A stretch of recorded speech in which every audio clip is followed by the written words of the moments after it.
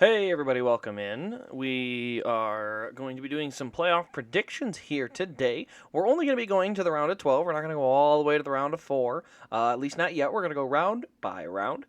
This is actually NASCAR Fantasy. You can see up on the screen here. So we're going to be going through kind of my NASCAR Fantasy picks going into the round of 12, and we'll kind of keep it there.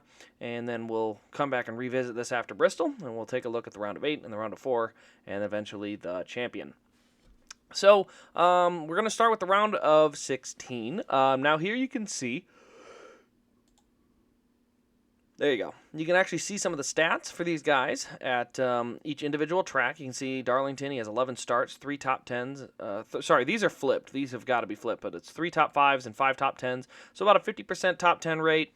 Kansas, 13 starts, 8 top 10s. That's a little bit closer. It's more of a 75% top 10 rate. In Bristol, 11 starts, and he's got 5 top 10s there as well.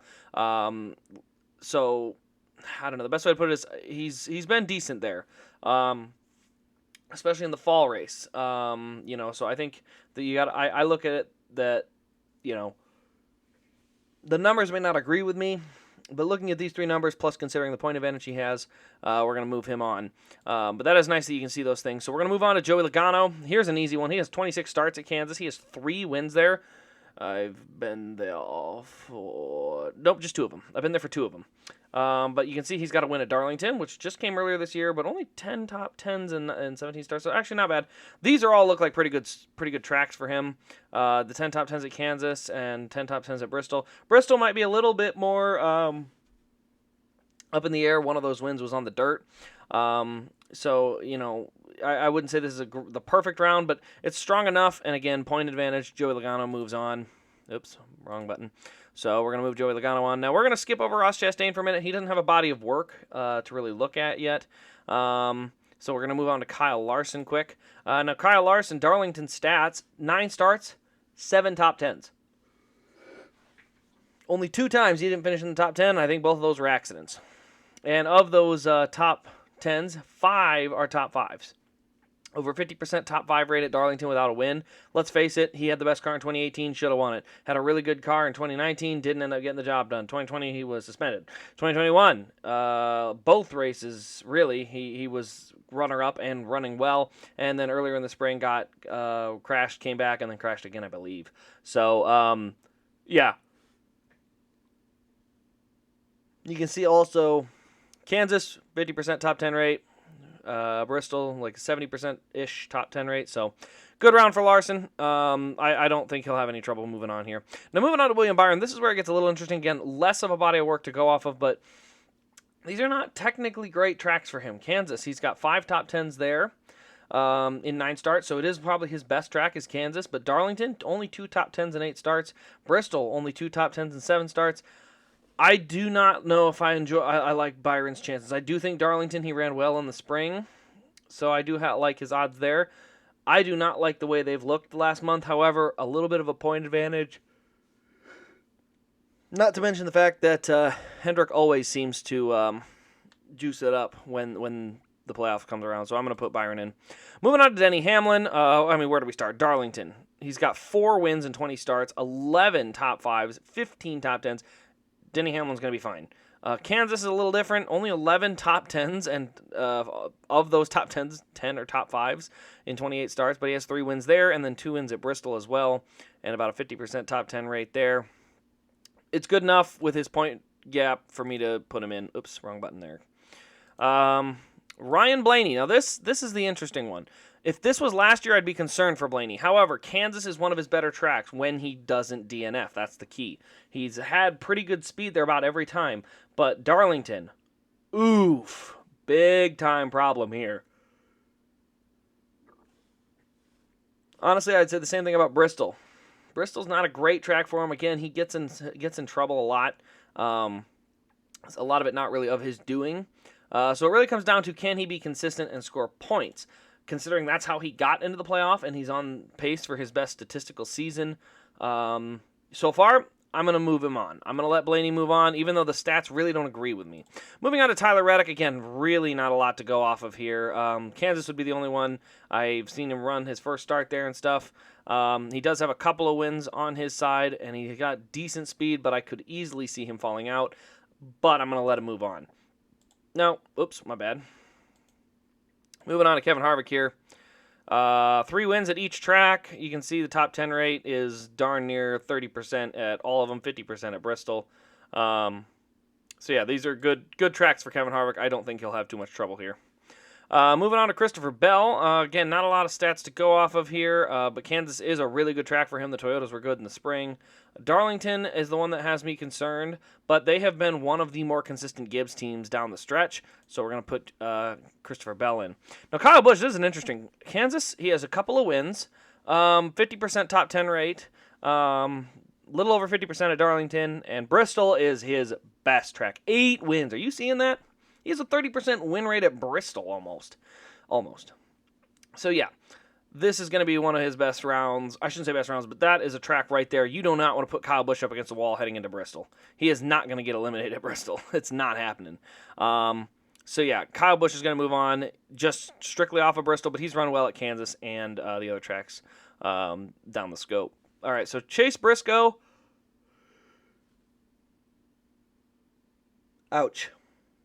Real ouch. He has nothing, which is why you'll probably notice I'm not moving him forward.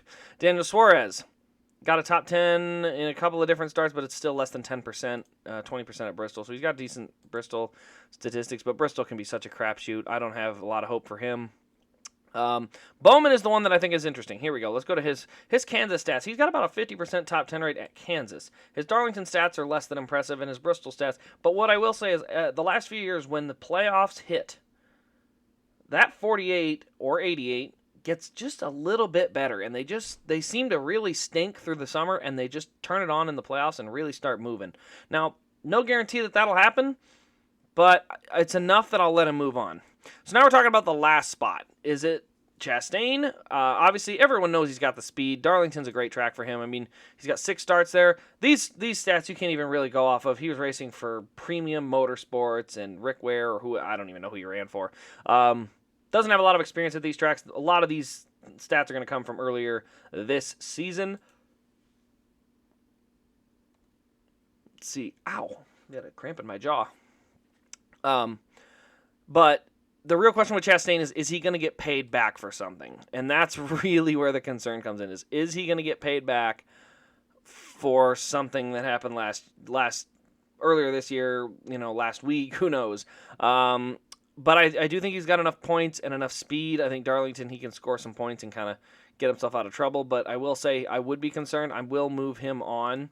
Now, I got 4 guys out. You can see they're all at the bottom. Austin Dillon has not been consistent this year. Not that he won't finish. I think Austin Dillon will finish races. I think he'll be decent about not getting taken out or wrecking himself. Problem is he doesn't score hardly any stage points. And you're going to want those stage points to move forward. Austin Cindric, same situation. There's no doubt that he can be around at the end and get a top 12 finish out of these. And 3 top 12s might move him on. The problem is low in the points and has no stage points to play off of. Alex Bowman has been fast enough at times to score stage points. That is why I put him in over these other 3. I would love to see the statistics on their stage points throughout the season, but that's where I don't think these guys are going to move on to the round of 12. Now, this is all a guess. Obviously, we'll see what happens in the round of 12 here. The round of 16. But once we get from the round of 16 to the round of 12, let's look at this. Texas, Talladega, and the Roval. Total crapshoot round. The only guy that's a lock, in my opinion, in this round is probably Elliott, just because of the Roval. He's going to be able to at least win 2 stages if he has to. He'll be able to use strategy and snag a bunch of points if he's in trouble. But there's Texas, which is going to be just an aero-tight single-file trainer on the bottom. Talladega is a crapshoot in the Roval. This round right here could take out anyone. This round is the most unpredictable, and let's face it, this is honestly not a good selection of racetracks for this section, because they have nothing in this round that's going to help us make sure that we make the best cars go on.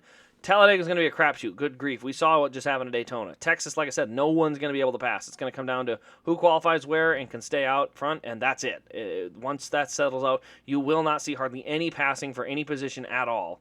And then the Roval is the Roval. So there's some benefit there. That's why I say this is Elliott's best shot at the Roval, because it's the only track where you actually think driver input might have a chance at making a difference. And if he has to, he can win some stages. But yeah, it's this round has I am concerned for every driver in this round. This round is a crapshoot. Once you move into this round, Vegas, Homestead, and Martinsville, a lot better circumstances here. There's a lot of guys. I mean, Tyler Reddick is a sleeper. He goes to Homestead with a shot to get to the Final Four. You watch out. He's got a shot. Martinsville, Byron won there earlier. Elliott was good. Logano's always there. Blaney's usually pretty good there. There's a number of guys who are consistently able to run well at Martinsville. There's no Truex this year that can take that win. So, I mean, he'll still have a shot to win, but, moving on-wise. So, the round of 8 is going to be far more predictable than the round of 12, or at least have a better shot of moving on the best drivers. But, I mean, if we're being honest with ourselves, I'm telling you, this round could get wild. So, those are my predictions so far. We'll see what happens, obviously, this weekend. I'm pretty excited to get the playoffs rolling. And as you can see on this schedule, I will be at Kansas and at Bristol. This is the first time ever I will be going to back-to-back NASCAR races, mostly because the Midwest never had them back-to-back. But I love the Bristol night race. I've been going ever since I went in 2019. And I'm not missing one this year, so just because they put Kansas and Bristol back-to-back, I'm still going to do it and make it happen. So, but anyway, guys, that'll wrap up the playoff predictions for now. We will come back and do the round of 8 and round of 4 videos later on here in the playoffs. Let me know who you have moving on into the Championship 12. Actually, probably because it's comments, it's easier to read. Let me know your first 4 eliminated. Let me know what you got down in the comments below and why you have them getting eliminated. And we'll check back in 3 weeks and see what we all think. So, thanks for watching, guys. This has been Race Craze, and we will see you in the next diecast review.